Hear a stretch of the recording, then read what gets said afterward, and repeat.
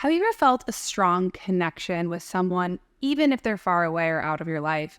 Experience sudden changes in mood or energy levels, feel drained, obsessed, or stuck in a relationship that no longer serves you? Well, then, my friend, you might have energetic cords. And when these cords are no longer in our highest good, it is time to cut them.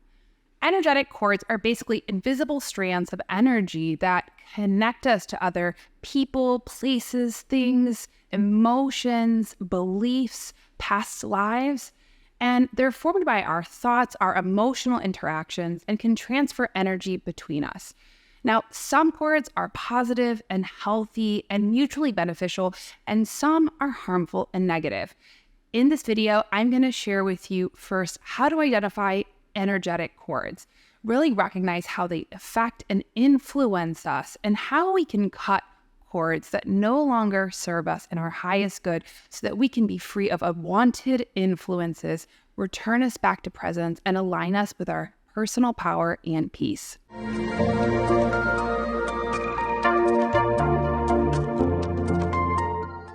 Energetic cords are invisible strands of energy that connect us to different people, emotions, beliefs, past lives. They connect us to our belief systems, and they are formed by our thoughts, by our emotions, by our interaction, and they serve to transfer energy between two people. Now, we are wired to connect and share energy with others through our energetic fields. These are our auras. And anytime that we have an emotional relationship with someone, a place, a belief, anything that holds a charge, we form an energetic cord. And cords are often mutually beneficial when they're healthy. They allow for a clear transference of energy that are rooted in respect, love, trust, support, and that energy allows us to really feel that belonging, feel ourselves, and are the roots of our energetic attachment. So we can really tell when a cord is detrimental when it's rooted in trauma, in fear, resentment, neediness, or unhealthy attachment. And let's be real, we're human beings, so all of our energetic cords are not always going to be rooted in the highest level of good. And especially as we grow and develop and deepen our spiritual practices, it's often time for some important cord cutting housekeeping. Now, before I go any further, hi, I'm Sonia. I'm a fourth generation intuitive, and I teach you how to plug back into your innate divine self, your intuition. If you're new here, welcome. Don't forget to hit subscribe and hit that little bell notification because I release videos every single week. If you are returning, welcome back. I'm so grateful to have you here. Definitely don't forget to check out the info box below. I have tons of free tools, meditations, workshops, ways to work with me, spirit type quizzes, and even more to help support you on your spiritual journey. So let's get back to the brass tacks of talking about energetic cords.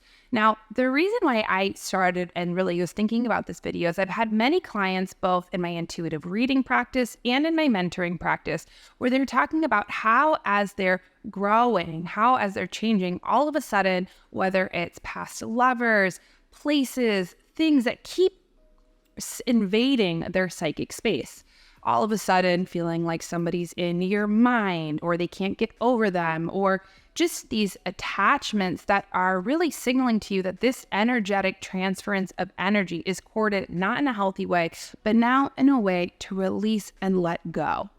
Now, when we're talking about cords that are healthy, like I said, we can tell they're mutually founded in love, respect, admiration, trust, and it allows the transference of energy to flow freely.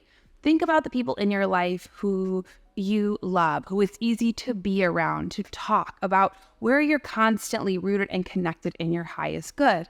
Now, when we look at cords that are detrimental, often, we can really notice because these are places where our minds might ruminate, where we might excavate the past, that might be rooted in different belief systems that no longer serve us. And Cords form, like I said, anytime we've had an energetic or emotional attachment. So this can be anything from a past lover to family members to an ex to strangers to different places, whether it's a workplace, whether it's a place that you've had big experiences in. I've had a client who we were just talking to, she lives in Denver, but she went through a lot of relationship trauma in Chicago. And she's like, every time I think about going back to Chicago, I just feel this icky energy. And that is a sign of an energetic block and a cord that needs to be cleared. So like I said, it's not just people. This can also be places that we've lived, where there's energy. So things that we've desired or wanted. This can also be our beliefs that we hold of ourselves, or even beliefs that we challenge in our lives. Cords form, and because, like I said, it's a root of emotional attachment. This also includes our past lives. So cord cutting is really a sacred spiritual practice to start to release any old holds on ourselves, on our field, around emotions, patterns, attachments, influences, anything that's from the past that's holding us back from being present or moving forward. And when we cut cords, what we're really doing is starting to reclaim our energy, our power. It helps to free us from betrayal, from loss, to practice self-forgiveness, forgiveness for the people in our lives, heal places where we've been obsessed, or even places where we've suffered from codependency. Now, when we are starting to clear these cords, what we're really doing is unreleasing energy from our aura, which is our energetic space. Your aura is your own personal energetic field. And when it's corded with a lot of old stuff that's not necessarily yours, it bleeds through into how we feel, how we connect to others, to ourselves, and to the world. And really, in cutting cords, what we're doing is moving from unhealthy or old toxic attachments to more positive, more connected, more aligned, supportive practices. And when we're talking about cutting cords, we're not abandoning anybody. We're not hurting anyone. We're not doing anything of harm. What we're really doing is about growing spiritually, emotionally, really, and moving into alignment with our power and our purpose. And when we cut cords, what we're really saying is, I'm sending all of this energy back to you in your highest good and in mine. It also helps us to practice faith. Oftentimes we get corded in places that we don't feel safe or don't trust. And that, like I said, it bleeds into our beliefs, to our relationships. So cord cutting is a way to honor our own spirit and to honor the spirit of others. And even in gratitude, say thank you for these different lessons. Thank you for the gifts. And also, I release anything that is not mine. So what we're doing really is creating and honoring our boundaries, our energetic boundaries, which are key. We have our boundaries that dictate the world around us, and you also have a right to your own energetic, clear space. When we are doing this work, this is really in the highest good for all. So with this notion, with this idea, this is how we can start to center ourselves in our lives and create new beginnings, new opportunities to move from the old to the new that's in alignment with our highest good. So when we do this, we're creating new opportunities. Think of it as like tilling the soil. We get rid of all the weeds, we get rid of all the rocks, you get rid of all of the stuff that will impede your garden from growing. And that's the same thing when we're looking at energetic cords. So finding and creating, this is a game changer of a cord cutting exercise. And I have plenty, but I'm just going to give you one as a beginning in this video. So the first thing that I'm going to ask you to do is first bring to mind an energetic cord. This might be, like I said, a belief. This might be an old relationship. Somebody keeps popping into your mind. This might be something where you ruminate and there's a lot of energy, whether it's from your family, coworkers, past place, something that keeps calling at your attention and often sometimes invades your psychic space without permission. Maybe somebody who keeps popping into your dream space, into your physical space. These are a good tell that it's time to cut an energetic cord. Now, when we are identifying the cords, the first thing that you're going to want to do is to create some space. Now, for me, I have something that I call my Zen den. This is where I have my altar. This is a sacred space in my home where I used to connect with my guides, my angels, and is a portal for listening. Now, first ask yourself, do you have any space like that in your own home? Is there a place where you do yoga or meditate or pray or have an altar? These are important, powerful portals because energy collects. The more time that we spend in our sacred spaces, the more that it becomes a bridge to the divine. Now, this is not something that's necessary. So if you're like, I don't have a Zen den, Sonia, how do I cut cords? Fear not. You could first start by creating your own energetic space. So I would first encourage you to create some clear space. Make sure that you're not going to be bothered, that your phone is on silent, that, your kids, friends, partner, dog, cat, whatever, knows that this is your space. Second, I would invite you to use this as a ritual to bring in some flowers, some incense, maybe a journal, and use our senses as a way to key in.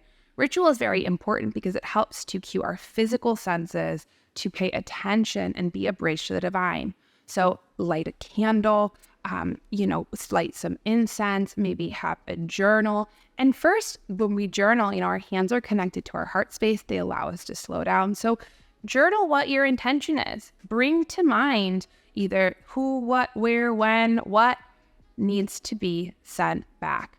Journaling, we can call to mind different stories, different experiences, different things as a way to start to empty the garbage of our mind to really start to prepare ourselves internally to let go of these cords. So after we're done journaling, which I would encourage you to just put a timer on your phone for 5 minutes, let yourself go, and just already see the change in energy from before and after. This is a good place for our ego intellect to dump the garbage, to let go of any real, let's say you have some pent up anger, resentment, energy, whatever, that you could just do a brain dump as a way to start to clear that psychic space. Second, encourage you to connect to your spirit. Hand on your heart, hand on your belly, deep breath in through your nose, out through your mouth, close your eyes, and start to focus your attention and energy inward. You'll notice that your mind will start to quiet. That chatter will start to quiet as you call in your divine spirit, your higher self, to help assist you in cutting these cords. Now, when we call on the assistance of our angels, when we call for support, this is really powerful because our minds like to believe that we have to do it all alone. The simple intention of please help me is all you need as a way to invoke your higher self, your angels, your guides to help you with this process. Now, as we've prepared the space, as we've prepared the mental space, we've called in our spirit. Now it's time to start to relax and center yourself. Placing one hand on your heart, one hand on your belly, close your eyes. This is a beautiful place where you can put on some meditative music to help guide you, to help create some atmosphere as you start to prepare to cut these cords. Now, anchor into your heart center. And it's as simple as drawing your attention to your heart. And that's why hand on your heart, hand on your belly. This is a loving, divine energy that starts to become a bridge. And when we connect to our heart center, we also put up a protective white light. Just saying that we are protecting our sacred space, we're protecting our boundaries, we're protecting our energy, and that we're only allowing in good energy that is reciprocal as opposed to anything that no longer serves us in present time. Now, as we are anchored into our heart-centered, called in our guides and our angels, now identify the cord. This might be the person, place, thing, belief, the first thing that comes to mind that is strongest in your energy field. And visualize them or what it is in front of you as a person. Now, through that place of divine, loving energy, we are creating clear space. And now imagine that you're scanning from head to toe. Notice where that energy is corded. Often energetic cords happen in our chakra centers. So this is our heart chakra, our stomach, in our gut, feeling with a root wound around feeling safe. Maybe it's a place where we didn't feel like we could speak up. Notice how they correspond. So just noticing the scan, feeling where that energy collects and percolates. Where is that cord? Use the portal of your imagination more than your intellect. Let these answers bubble up from your body instead of your mind. And often when we pull in energetic cords, because often they can be very charged, our minds can often want to go back to story, go back to who, what, where, when, what happened. And instead, keep bringing yourself back to present, rooted into the sensations in your physical body and that energetic cord. Now, as we start to recognize the cord, start to feel how that energy affects you. Now, this might be sadness, grief, this might be insecurity, this might be anger. As we notice this energy, this is brought to the surface as a place to heal. Emotions are natural to come up when we start to bring these energies back into balance. And where we start to feel this energy, to start to pay attention to the sensations. Don't go into your thinking mind. Stay with that sensation rooted in your physical body and give yourself space to move that energy however feels natural. You might cry, you might want to yell, you might want to shake, you might want to do something that is a way to help clear this space. And then as we acknowledge the different feelings that come up, now we ask our divine angels and guides, and even imagine with scissors starting to cut the cord, cutting that energetic cord, sending any energy back to the person, source, place, belief with love, so that we now start to be in clear energy. And invite only cords that come in from the highest good.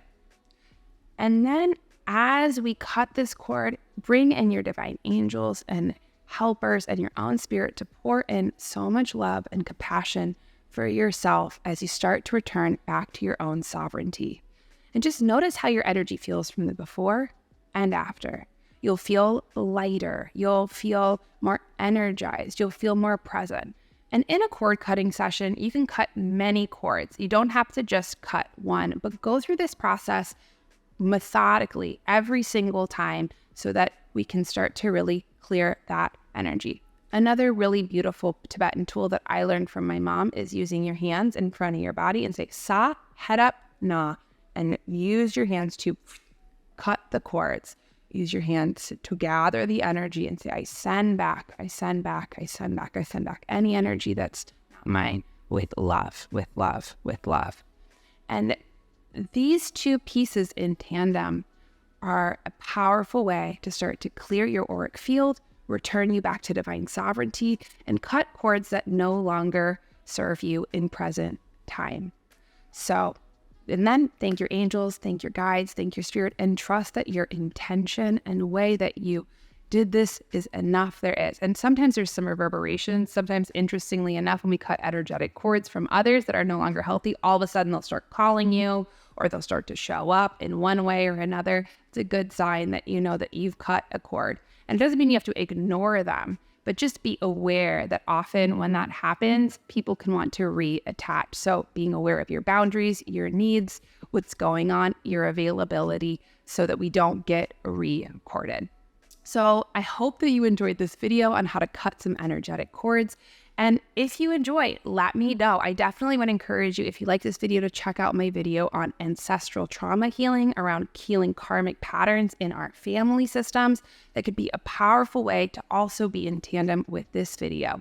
So I hope you enjoyed it. Please leave me a comment. I'm sending you all my love, and I'll see you next week. Bye.